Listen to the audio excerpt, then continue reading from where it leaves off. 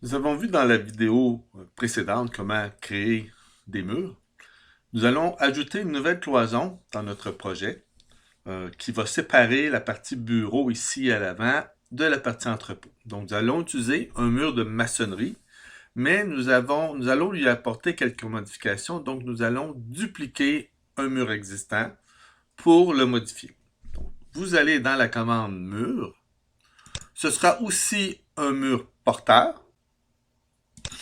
Donc, quand c'est un mur porteur, vous allez remarquer que dans les propriétés, vous avez une partie ici structure et vous remarquez que c'est coché par défaut et vous ne pouvez pas le modifier, mais c'est possible de le modifier dans un second temps si vous voulez le changer. Juste un petit rappel, un mur porteur, c'est tout simplement qui va être visible dans les plans de structure. Donc, nous allons utiliser pour point de départ un mur de maçonnerie de 150 mm. Mais arrêtez, je veux un mur de maçonnerie de 200 mm et je veux lui ajouter du côté bureau automatiquement une plaque de gypse. Donc, ce que je vais faire, c'est que je vais sélectionner générique maçonnerie 150 mm. Je clique ici modifier le type. Donc ici, je vais juste, ici, vous avez votre boîte de dialogue propriété du type avec le type que l'on vient de choisir. Et nous allons le dupliquer à l'aide du bouton ici dupliquer. Je vais juste ici réduire un peu ma boîte de dialogue. La dernière fois, je l'avais ouvert un peu plus grand parce que j'avais montré un aperçu. Donc, je vais cliquer dupliquer. Dupliquer, c'est ça. Et dans la boîte de dialogue ici, où on me demande de choisir le nouveau nom, ben, vous allez inscrire ici générique maçonnerie 200 mm. On pourrait rajouter, si vous le voulez, mais c'est pas nécessaire, donc je vais juste mettre générique maçonnerie 200 mm ici. Donc j'ai un nouveau type qui s'appelle générique maçonnerie 200 mm. Actuellement, il est identique au type précédent. Donc vous remarquez que sa largeur actuellement est à 150 mm. Donc nous allons modifier sa structure en cliquant le bouton modifier ici. Vous remarquez que tout ce que vous avez, c'est que vous avez une couche porteuse de blocs de béton de manufacturé de 150 mm. Donc, je vais changer ici la dimension pour 203. Donc, ça correspond à des blocs de 8 pouces exactement. Et je veux rajouter du côté intérieur une plaque de gypse. Donc, je vais faire ici insérer. Donc, pour l'instant, il insère une nouvelle couche porteuse ici. Je vais utiliser les boutons descendre pour la descente du côté intérieur. Deux fois. Maintenant, je suis du côté intérieur. Je vais changer sa fonction. Ce ne sera plus un élément porteur, mais plutôt une couche de finition. Puis choisir un ou deux. Ça n'a pas vraiment d'importance ici. Ça peut avoir une importance lorsqu'on a des murs un peu plus complexes avec des jonctions de murs de matériaux de finition différents. Mais dans ce cas-ci, vous pourriez choisir un ou deux. Ça n'a pas d'importance. Je vais choisir ici finition 1, disons. Je vais changer le matériau pour une plaque de gypse. Donc, je vais cliquer où est-ce que c'est marqué ici par catégorie. Je vais cliquer sur les trois petits points ici. Donc, j'ai la boîte de dialogue ici qui apparaît, qui s'appelle navigateur de matériaux. Je vais aller faire une recherche sur tout simplement gypse ici. Et vous allez voir ici les matériaux qui font partie du projet. Donc, j'ai actuellement plaque de mur de gypse.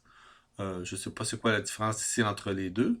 Si vous avez affiché la bibliothèque, donc ici vous avez deux petites flèches qui permettent d'afficher ou non la bibliothèque de matériaux, ben vous pourriez aller voir qu'il y a peut-être d'autres types dans la bibliothèque, d'autres types de matériaux qui contiennent le mot gypse que l'on pourrait vouloir aussi utiliser. À ce moment-là, il faudrait utiliser la flèche ici pour charger le matériau dans le projet afin d'être en mesure de l'utiliser. Mais dans ce cas-ci, j'ai déjà tout ce qu'il me faut, donc je vais choisir plaque de mur de gypse ici. Vous remarquez que dans les graphiques, on a une petite couche de sable, ici un motif de sable qui va s'afficher lorsque vous êtes en coupe. Mais qu'il n'y a pas de texture quand on est sur une surface, il n'y a aucune texture d'associer, soit en premier plan ou en arrière-plan. Donc, si j'ai pas vraiment rien à changer au niveau de l'apparence de mon matériau, donc je vais faire OK.